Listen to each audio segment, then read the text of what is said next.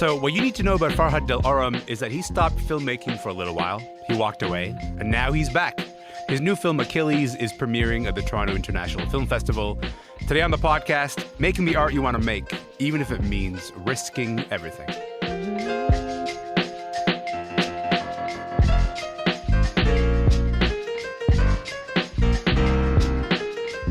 I'm Elamin Abdelmahmoud. This is Commotion. Listen, I'm drawn to art that feels like it has something at stake, so where you can feel that the artist is taking a massive risk. And that's something that the director, Farhad Delaram, has thought a lot about. His film, Achilles, premieres at the Toronto International Film Festival this week. The festival opens today. Achilles tells the story of Farid, who is nicknamed Achilles. He used to be a filmmaker, but now works nights in a downtown hospital in Iran.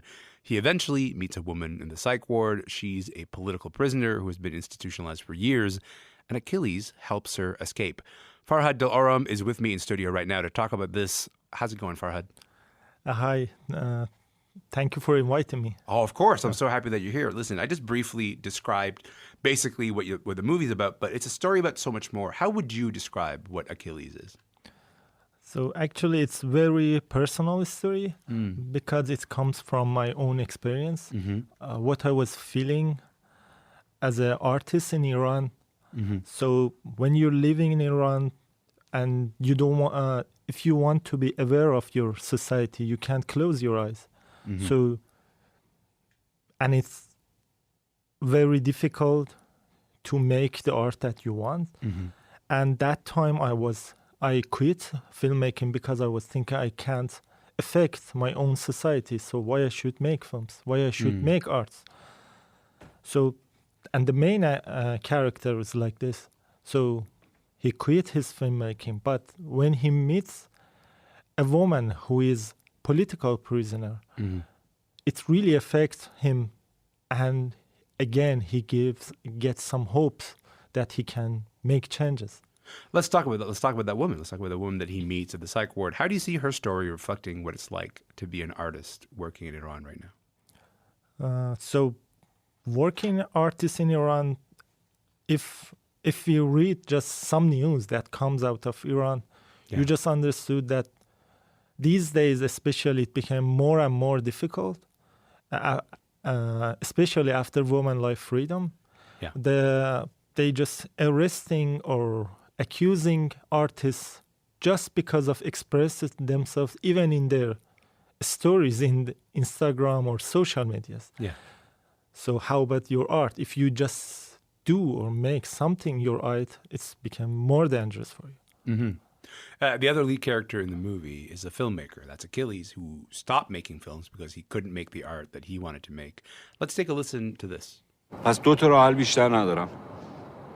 یا باید بزنم از این مملکت برم یا برم یه گوشه بشینم. الان رفتم یه گوشه نشستم. So in that scene, that's Achilles. He's describing having to make the decision to leave the country or keep his voice down. How much could you personally relate to that character? A lot. Yeah. So, actually, in film, he understood that he has his partners just telling him he has another option too.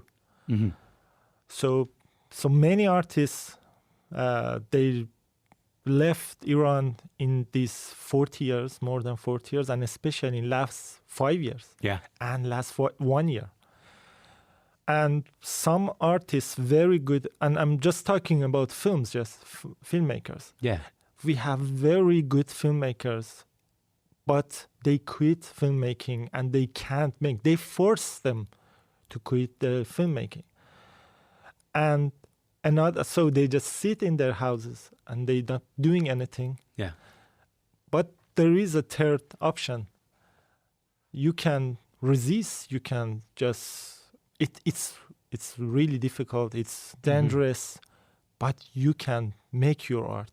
You can continue your art. You can't stop it. Because I think, I'm just talking about my own society. We have responsibility. We just see people that suffering, mothers, fathers, they losing their kids in the streets, in the prison. Why we shouldn't risk it? Why we shouldn't make the art that really has something? And in many ways, this movie is you taking that option, taking the option to resist. I want to come back to that in just a moment, but maybe you could talk about being part of the wave of artists and filmmakers who did quit. You did quit in 2019. You decided after you made your movie Tattoo that, you know what, I'm done with this. What was going on there? So in 2019, if I want to say, I should talk 1 hour, so we don't have time. But I won Berlinale Bear, so it was a huge success. Yeah, you won a huge prize. Yes, huge prize. But when I went back to Iran, so my life became more difficult. And I'm going to say what they say in cultural ministry to me. Yeah. They told me after 1 hour discussion, they said, so you can't make your first feature film. Yeah. We're going to make it very hard. And I told them that time, I'm going to make the film because you are responsible, your job to censor us. Yeah. But this is my job, this is my life, my love, so I'm going to continue. Yeah. But life became very difficult in different aspects, and I quit filmmaking. Yeah. But mostly because I was thinking, as an artist, I am always one step, behind of people. Yeah. But I mean, to give people context for this, if a Canadian filmmaker were to make a movie and it gets celebrated by a massive festival, this country would be celebrating that person. Yeah. You make a movie, it's a massive success at Berlin, and then you come back and you're told, we're going to make it very difficult for you to continue pursuing this art. And then you quit filmmaking, but then you decided to return to filmmaking with this film, with Achilles. What was it about this story that you wanted to tell? So in 2019, in November, again, a protest started in Iran, and it was very huge this time. And it was different because people didn't, stop the protests. They were killing, but they just continued it. So, and that time I was doing very completely different jobs. But one day I told myself, and I read the news. I read the news that they made a prisoner, they forced her in going to psychiatry ward. Yeah. They wanted to show that she is crazy. So I told myself, maybe I can write something to just cure myself. Yeah. As a filmmaker. So, and I didn't have any hope to your make own personal sort of therapy for you. Yeah, exactly. So I said, I'm not going to make this film, but let's just write it. Yeah.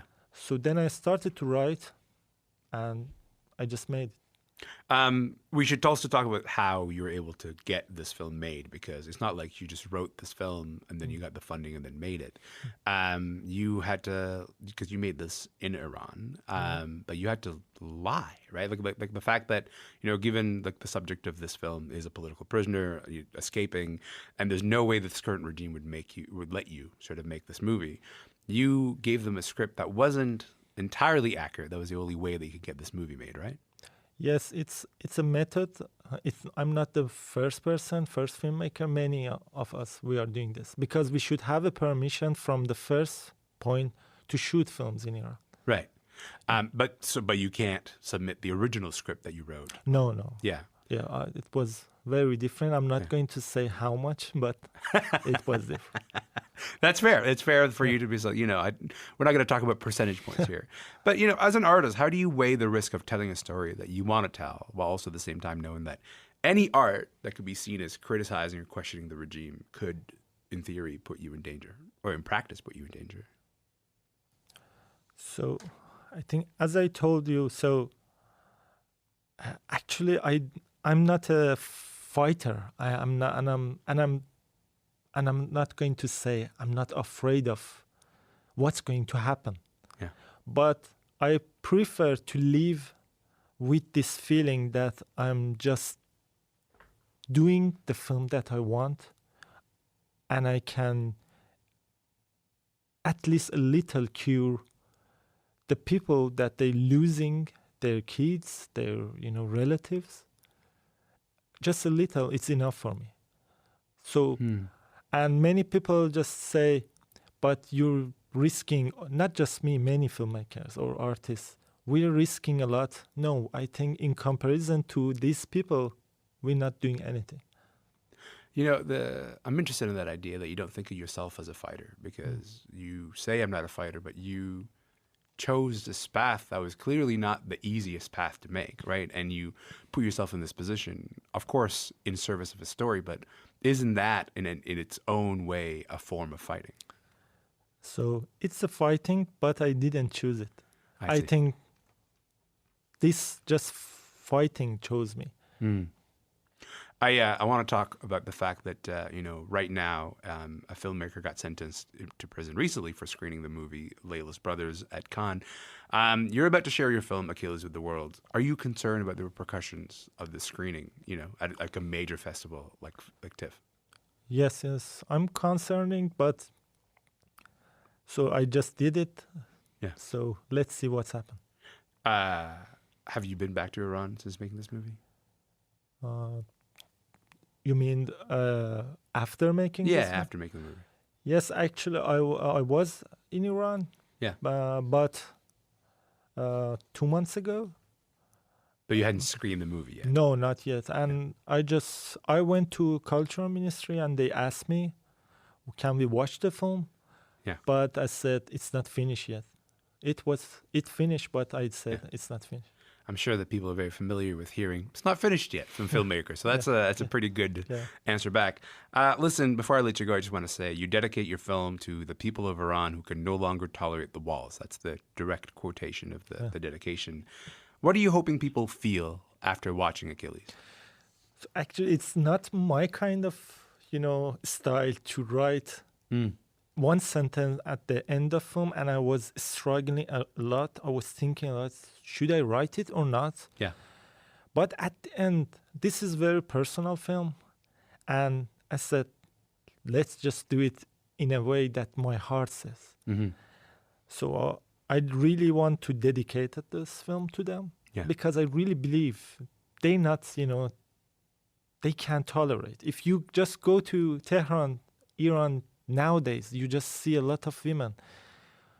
They just fighting every day, daily life. Yeah. Without, they going outside without hijab. And it's very dangerous. Yeah. And I wanted to give them something.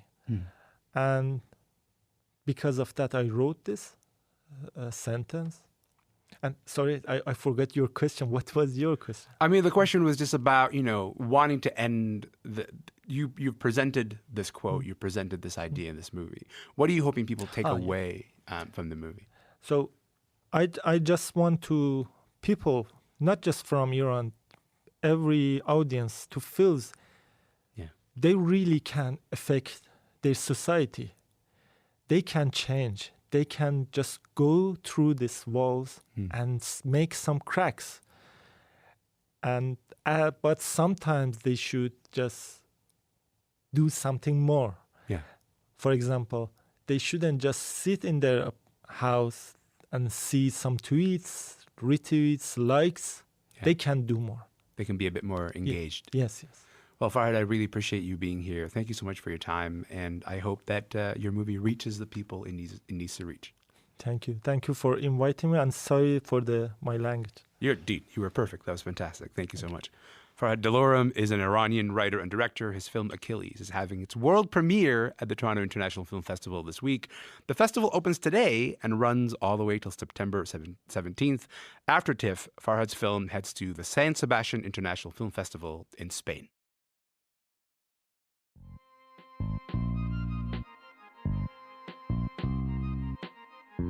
Listen, we're going to shift gears a little bit because Coralie LaPerrière has been a comedian in Quebec for 7 years, and she can't help but notice that the comedy scene is a bit of a boys' club. But whenever she calls it out, people tell her, listen, that's not a real problem. So Coralie and her fellow comedian Emna Ashur started gathering receipts. They have an Instagram account called Pas de Si. Wow, my French is not up to snuff. I'll tell you that right now. Pas de filles sur le passing, which means no women in the lineup. They post comedy lineups from bars and festivals across Quebec that only feature men. They've gathered nearly 150 examples in the few months that they've been up and running. Coralie joins me now to talk about this and more. Thank you so much for being here, Coralie. Thank you for having me. Of course. Listen, first of all, you started this Instagram account because people didn't believe you when you called Quebec's comedy scene a boys' club. What would you say some of the challenges have been in terms of what you face in the industry? Well, I'm a woman, so it happens a lot that people just don't believe us when we say something. It happened with me too. It happened again when we want to call out our work conditions. So yeah, it was pretty difficult to be just heard, and we had to make that account because it was our only way to making us heard. Now, when you started that Instagram account, a very good cause, very clear argument to make, but were you worried in any kind of way about burning bridges or anything? Yes, I was worried because they comedians don't like it's like a joke in our industry. Comedians don't take jokes, so they don't take when you say to them the truth. So yeah, I was a little bit worried, but in my stand-up, I'm always calling out. I talk about the climate crisis, I talk about feminist stuff. So I knew that it was just coherent with what I was doing. So yeah, I was worried, but now I think I'm pretty proud of myself, I think, for standing up. So yeah. There's been quite a reaction from your account since you launched. There's a bar called Le Troquet in Gatineau that's been on your Instagram with an all-male lineup several times. And then more recently, they started featuring a woman, and it's a woman named Sonia Belanger, and in their advertisements. But it turns out Sonia is not a real person. She's an image created by AI. And the running joke at the bar is that Sonia cancels her set every week. Coralie, what was your reaction when you found out that Sonia was not real? Well, I was pretty surprised, but then not that much because this page was really they wanted to make joke of us, we knew it. So when we saw that, we were like, okay, they wanted to make us angry, and it kind of worked. So we just put it on our page when we saw that, and it was like our duty to put it on their page. I think it's just to show the world how far a man can go to not just book women and just not to make the efforts.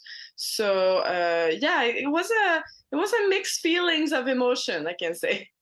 Well, it's also, it's quite the statement that you get from the owner of Le Troquet. Like CBC Montreal wrote a story about this, and they interviewed that owner, and he told them, are we going to make more of an effort? No. Are we going to keep trying to help female comedians gain the same prominence as male comedians? Yes, we'll definitely help advance this cause.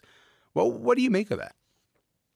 I think it's pretty funny. I think it's a joke in itself for me, because you have to make some efforts if you want to make more place for women in the industry. And I think they kind of know that now, because it was really a big wave in the media. It was really a big, a bit hurricane for them just in the media. So I think now they know that they have to make more of an effort.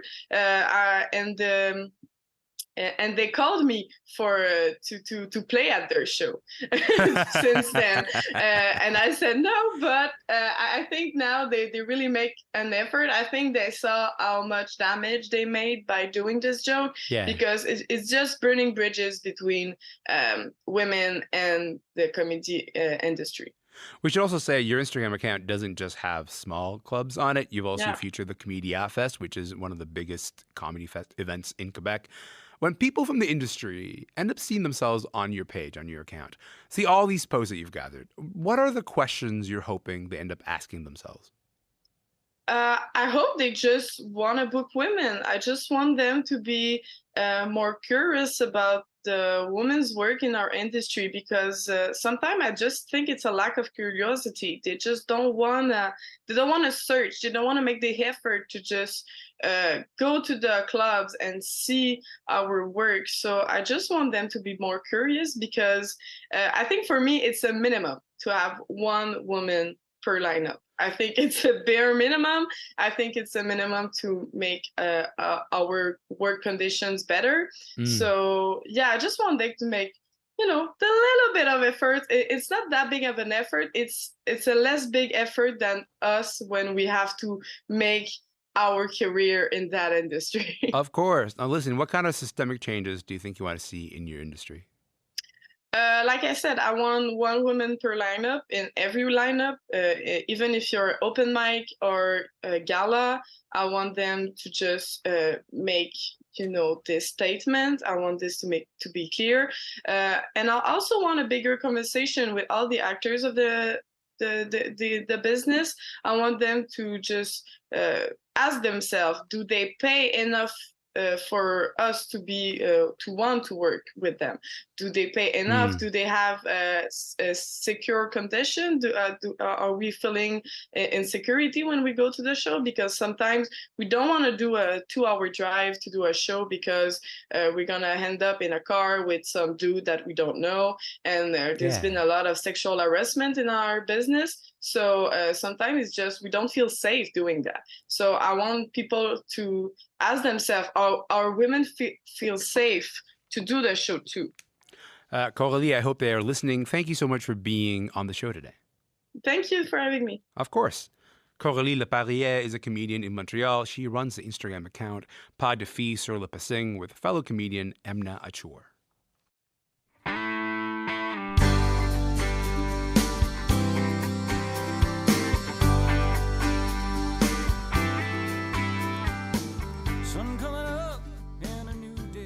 That is a little bit of Bruce Guthrow singing Walk This Road. This song was a #1 song on the Canadian country charts back in 1997.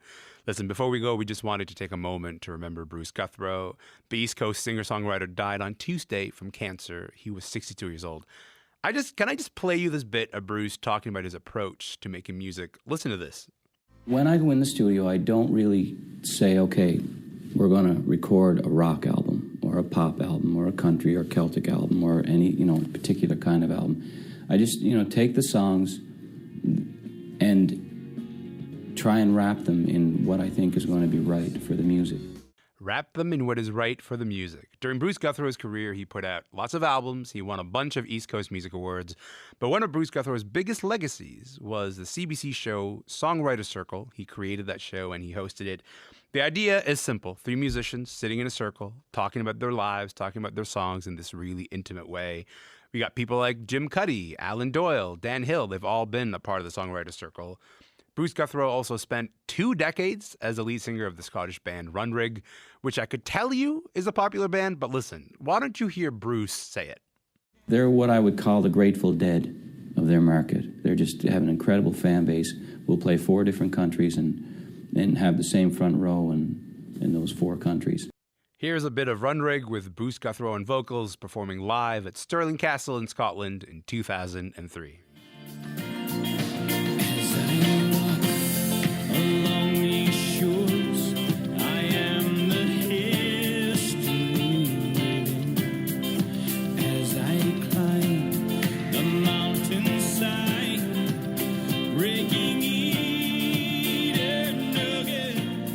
Bruce Guthrow died this week at 62. Comedian Mark Critch tweeted he toured the world with Runrig and used each stop to be an ambassador for Cape Breton. For more on Bruce Guthrow's life, go to cbcnews.ca. And that is it for the show today. Remember, you can listen to any episode of Commotion anytime you like, wherever you get your podcasts. My name is Elamin Abdelmahmoud. I'll be here tomorrow. See you then.